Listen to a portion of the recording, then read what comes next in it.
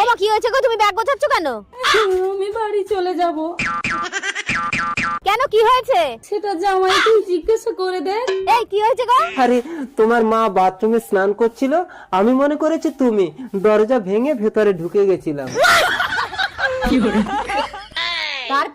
তারপরে তো অজ্ঞান। ওমা তুমি কাঁদছো কেন? ও তো অজ্ঞান হয়েছিল, কিচ্ছু দেখেনি। আরে মুখ পুরি জামাই অজ্ঞান হয়নি, আমি অজ্ঞান হয়ে গেছিলাম। তারপরে তো আমিও অজ্ঞান। তারপর জ্ঞান ফিরে জামাইয়ের বুকে কান পেতে শুনি জামাইয়ের ধুকধুকানি বন্ধ। তারপর তোর শীতের সিঁদুর বাঁচানোর জন্য জামাইয়ের মুখে মুখ দিয়ে দম দিতে হলো। खत्म। দম দাও, মুখে দম দাও।